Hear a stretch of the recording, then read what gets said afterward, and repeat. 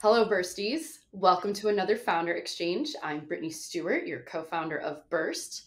Today, joining me is Lisette. She is the CEO of Don Francisco's Coffee. Hello, Lisette. Hi, Brittany. How are How are you? you? Thank you for joining me. Oh my gosh, thanks for having me. I'm so excited to have this conversation with you. Me too. So folks, you buckle up because you're about to be like blown away by this story. Lisette is the CEO of a fourth generation coffee business, which is like mind blowing if you think about what that means. I would love for you to share with the Burst community a little bit about your brand history and where you guys are at today. Great, thank you. So as you said, Brittany, my family's been in the coffee business for over 150 years. We started as coffee growers in Cuba with my great grandfather, and my grandfather learned from his father how to not only grow coffee but also roast coffee. And so my family was in the business in Cuba almost 100 years before the Communist Revolution. That's when my family fled Cuba through Spain and eventually started over here in Los Angeles. It was my grandfather's dream to get back into the coffee business. And in 1967, with, of course, the help and support of my grandmother and their four children, he started roasting coffee again. And our Don Francisco's brand is actually named after him. It was developed by his children, by my dad, my uncles, and aunt. And it's really our flagship brand and the pride and joy of my family. Oh my goodness. So to get this straight, you had this thriving coffee business in Cuba, a revolution happens, you guys flee. So that business is done and over, and you come to America and you start another coffee business. Yes, yes. At first, coming to America was all about survival, just making sure everybody had a roof over their head. But once the family, everybody's in school, everybody's working, they have a place to live. My grandfather just couldn't give up on his dream and what had been his livelihood for almost 60 years because in fact, he was 60 years old when he came to this country. So, when most people are thinking about retiring, he's thinking about how do I start this life over and create an opportunity for my children and the next generation.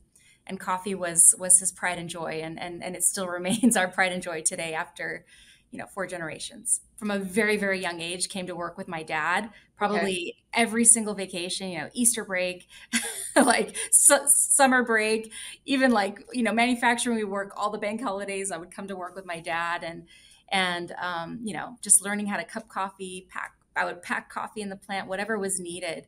And so it was great. I mean, growing up with parents that were entrepreneurs, learning the business, just being in meetings, you just pick up different things. So I'm going to tell you this story. So because of coffee, I knew that I was destined to be like an entrepreneur. So my very first job, like real job, I don't know. Okay. They paid me. That counts as a real job, right? Yes. I mean, but like besides babysitting my cousins, I worked at Caribou Coffee in Glenview, Illinois as a 16-year-old. And I had friends who were like really fun and wild. And so there's like an operational process to shut down a coffee shop, and it's like very expensive, right? Yeah. And I redid the entire close process so that we could be like if the doors closed at 10, I could be out by 10 p.m. and still go out for 2 hours and make my curfew. And they gave me this award called like the Super Boo Award. It's called something pretty close to that. So they give me this award because what I don't realize is I'm probably saving them hours of pay per store. Yes. And so I get this Super Boo Award when I'm like 16, and I realize like I'm amazing at operational processes. I was like, that's an operational mind. why don't we shut down one espresso station at 9:47? We clean that one because we're only getting 9 drinks between 9:47 and 10. We don't need 2 stations open. And I basically systemically changed the close process so that we're out 10 minutes. You just like count the money in the drawer, then you're out. And honestly, it's like that I knew at that moment that I was like better at business than most people. And I'm like 16, like I don't get the implications of it, but at 16, I'm like, I'm out by 10 instead of by 11. And so that's really where it all began as a person. No, I still have a t-shirt from working there because it's like this bit of memorabilia of where I started and like where I'm at. It's a good first job, learning just food service in general, right? But I think that working in the public, like in food service or retail, is something that everyone and everybody should have. One of my first jobs outside of my family's company was working in a retail store. It was a boutique here in Los Angeles, like a streetwear boutique. And Oh, yes, yes. So I worked there in college, just a couple days a week. And, you would sometimes see celebrities or just like random people would come in, people that had been drinking, day drinking, doing crazy things, people shoplifting. And you have to have to deal with all of these stressful situations. And it really taught me a lot, actually, managing other employees. I was promoted to assistant mm. manager in my, Oh, look in at my you. role. You knew early on. So you begin this business roasting the coffee. Where are you at today? Where do the beans come from? Are you the brand in the store? Where's Don Francisco's at today? Okay, so today my family imports coffee from all over the world, from the world's best coffee producing countries like Colombia, Brazil, Costa Rica, Guatemala, many, many other countries throughout the world. And we import that coffee, we clean the coffee, we roast it, and we pack it under our brands. Our biggest brand is called Don Francisco's Coffee, which has it's named after my grandfather, Francisco Gaviña. And we can find Don Francisco's in all of the major grocery stores in the Western United States, in the Southeast in Florida, and of course on Amazon Oh my gosh, and other amazing. retailers. Yes. So what makes Don Francisco's better than the other coffee? I think I coined this phrase from you, Brittany. It's just better. I like Coffee is coffee. Coffee is a commodity, but what makes your coffee different? It's just better. And it starts with the ingredients, right? Coffee is one ingredient. You can't take bad coffee and make it good. You have to start with high quality, 100% Arabica coffee from the best coffee growing regions around the world. And then the way that you roast and develop that coffee, those are the recipes, right, that you use, the way you blend those coffees, how dark you develop certain coffees, how long you roast the coffee, just to develop the natural flavors and aromas that we all enjoy in a really great cup of coffee. And then also how you package it. So oxygen is the number one enemy of coffee. You want to make sure that you package the coffee in a way that protects it from oxygen and keeps it fresh until you are ready to brew your fresh cup of coffee at home with Don Francisco's. I love it. No, yeah, I love it. Okay, Cheers. so let me ask you a question. This maybe you can choose not to answer, but Okay. I want people to understand the magnitude of your operation. So if you Yes. had to say, if you had to guess how many pounds of coffee you roast a year, is that too invasive for you to answer? No, not at all. Not at all. So our company this year, we're on track to roast 49 million pounds of coffee. No, no. Yes. Fun fact is it takes one coffee tree per harvest season to produce the equivalent of 1 pound of roasted coffee. So in order to supply our 49 customers, million trees. that's right. That's right. That's So unbelievable. we're not, small. We're not tiny. We're not roasting coffee in our garage, but we're No. not a large, multinational company. We compete with huge companies that are not only in coffee, but they do, laundry detergent and dog food. And all we do is coffee. It's what we've dedicated our lives to for 4 generations. And what we continue to have a lot of passion for is great coffee. So you think 49 million pounds of coffee is a small operation? Well, we compete with the behemoths around the world. So I guess we're very humble, and I think this is a business that was started in a very humble way. We started in 1,100 square feet here in Los Angeles. I think the conference room I'm in is probably even bigger than that. And today we're in about 340,000 square feet of manufacturing and warehousing here. So, and it's been a labor of love over almost 60 years. It's been a long journey, and now my generation has taken on the operational management of the company. I'm the chairman and CEO and also managing director overseeing sales and marketing. And I'm co-leading the company with two of my cousins one oversees finance and accounting, the other one, the operations and the manufacturing, HR, IT, all of that. And together we're leading the company into the next generation. Future dreams. What do you have, what's your, like, I always say, what's like your big, hairy, audacious goal? Like, what's the thing that you're almost like nervous to admit out loud that you want for the company? Every household in America could know and love and enjoy Don Francisco's coffee, wow, there's no Okay. greater compliment. There would be no greater compliment for me or my family. I'm going to make a presumption here. Are Okay. you one of the only female CEOs in the coffee industry? Yes. Are you the Yes. only female CEOs? Are there others? There are others. I'm aware of another family business where she is the chairman and CEO also. And it's interesting because in family businesses in general, the female is not the natural choice. We tend to be very patriarchal family businesses in America. But thankfully, all that means is that women like me, we just have to work harder. We have to prepare ourselves with, the right education, experience, and relationship building, right? Like business and life is all about relationships. And I think as women, we tend to be much more are very relational, and nurturing and caring, whether it's our consumer or the team members we work with and other women we want to empower in our organization. I think that's what makes us unique, as women in business and women CEOs in general. The generation before us, I feel that there was a lot of scarcity mindset that like, if it's going to be me, then it can't be you.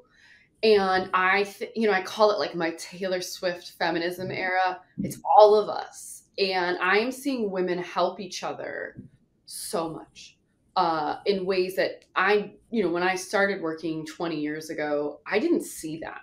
That was very undercover. Like you didn't want to be seen as overtly helping other women. And now it's like, no, this like is part of my brand. And I think that that's another exciting chapter that we're going to see in business is like this camaraderie, helping each other.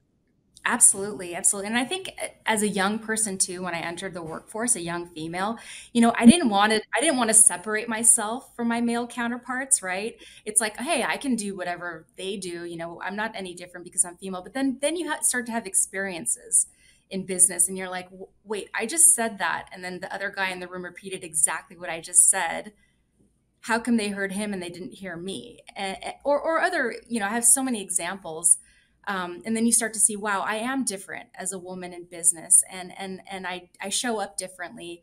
I'm seen differently. So how can I tap into these things as my superpowers and add value, in only a way that I can, right?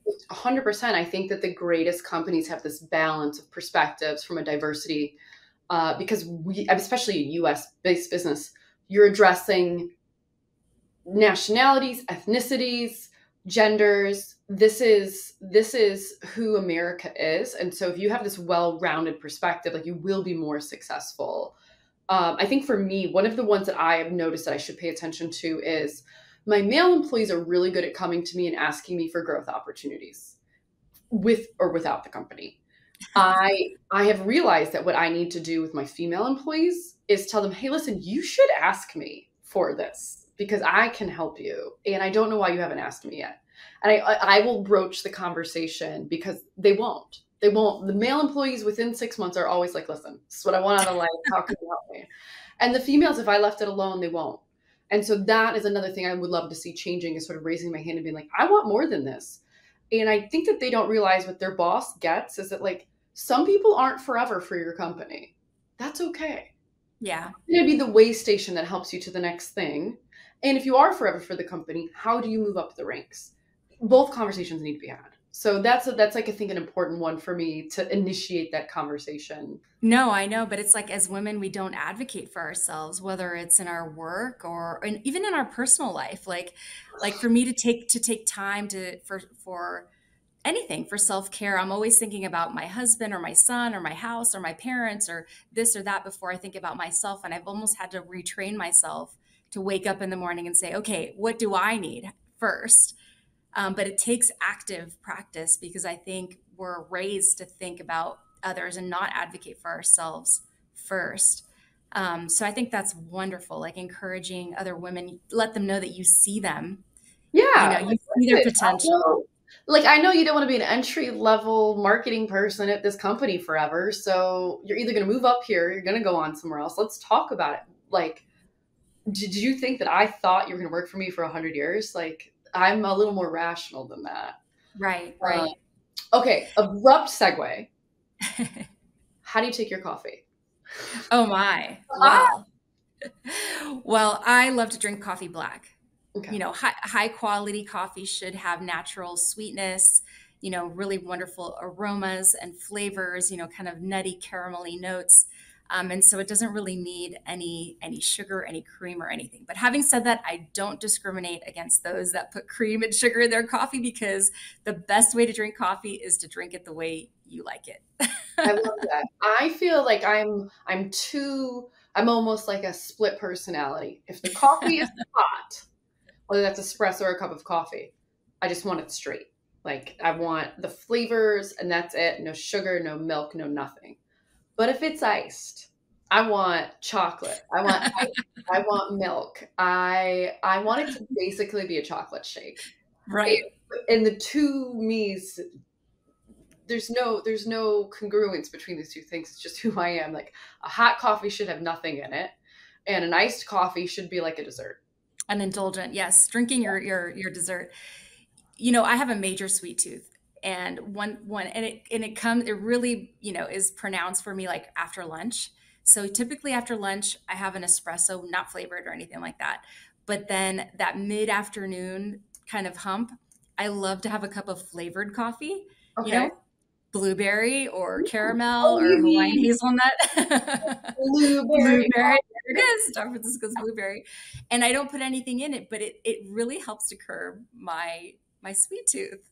The Really? flavored Oh. coffee. Yeah, I guess it's like an indulgence, like drinking your dessert, like you said.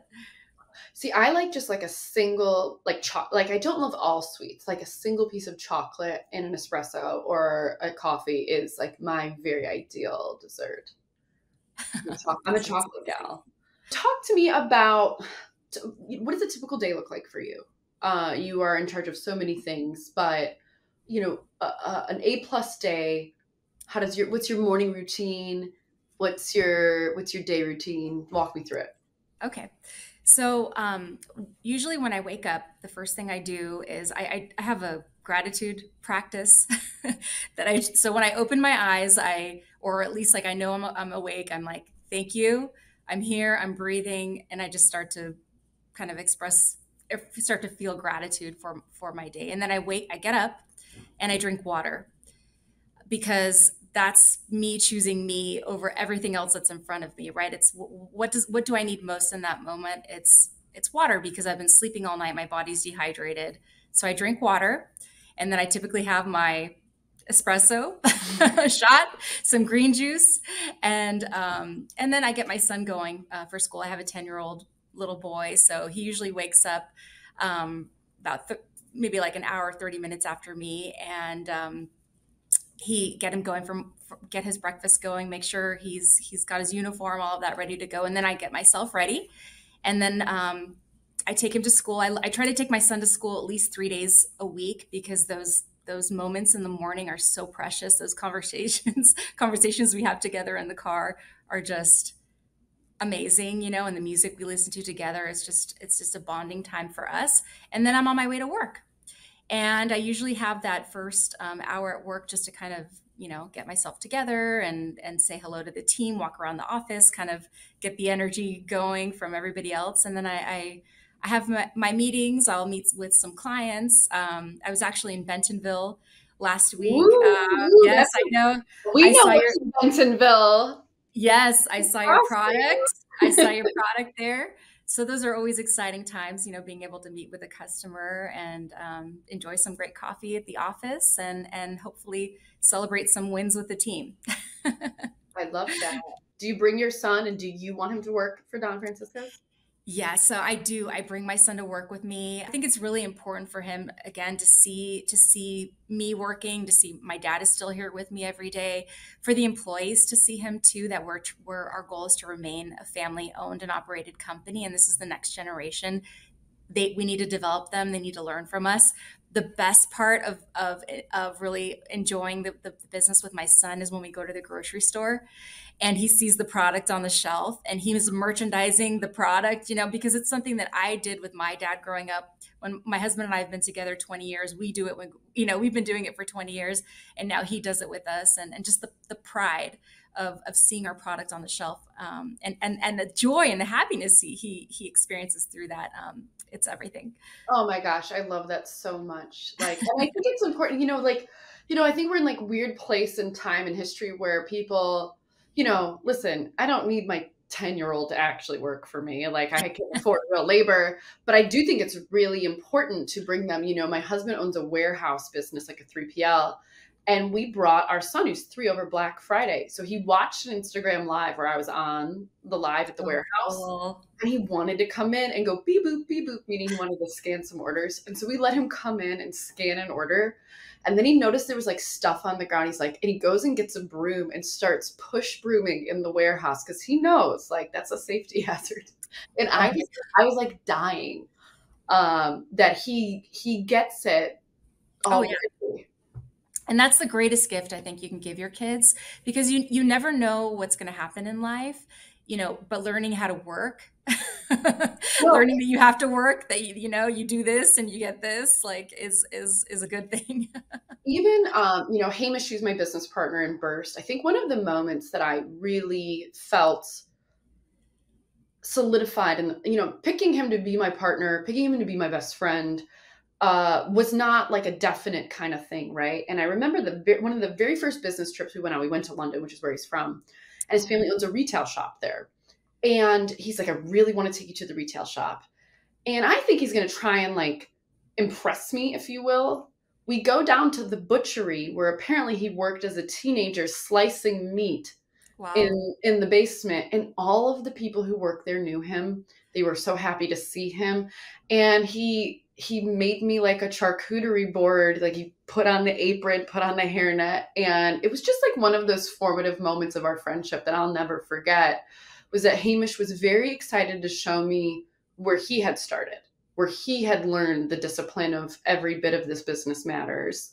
And it was like realizing that at our core, we have the exact same values as people. And so I think whatever that moment is for you as a parent, I don't think hiding your work life from your kids is necessarily a good thing, because, work is what we all have to do for money, and that's okay. Yeah. And so you can decide to have pride in what you do, or you can decide to compartmentalize it or not make it a part of your core identity. So I love that. I can't wait. 10 years from now, I'll see your son like in the corporate office on his summer vacations from college. I know. We'll see. I'm not pressuring him either way. Whatever he wants to do, as long as he's productive in his life and he's doing good and adding value wherever he is and trying to be better every single day, and he's happy. Happiness, I think, is the ultimate goal, right? Yeah. That'll make me happy. Oh, I love it. So now I'm going to bring this back to me. All right. What's your oral care routine? Well, after I finish my coffee, because I do I have all my liquids and my coffee before I brush my teeth. But even before I brush my teeth, I floss before I brush. Okay. There's a very divisive world of the hygienists about this. You're going to be sparking a revolution. I love it. This hygienist told me floss before you brush. And ever since then, I floss every day. So it was just that change of habit that sparked a new habit for me. You floss, you brush. Maybe 2 years ago, because of the concerns around fluoride and just chemicals. But I will switch. I have switched back more recently, and I have been enjoying your charcoal. This is a great product. I love it. Thank you. And but I try to be conscious of what I put in my body, but I'm not totally 100% strict about it either. I'm a hybrider. So I think that we have this community of hygienists who are so knowledgeable. And my hybrid strategy is I do non-fluoridated in the morning and I do the fluoride at night, and I don't rinse, because then I keep the fluoride on my teeth.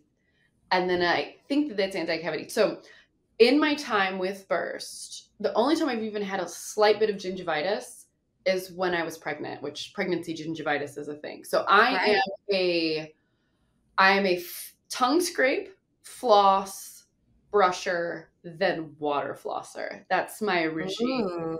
And I just feel so luxurious. Yeah.